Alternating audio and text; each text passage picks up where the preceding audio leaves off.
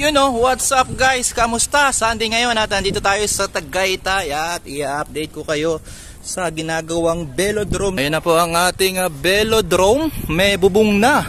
Yan oh. Kahit Sunday gumagawa ang mga tao dito.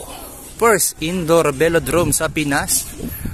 Oops, hinto tayo. Naka-road bike na pala tayo ngayon. Ayan na po.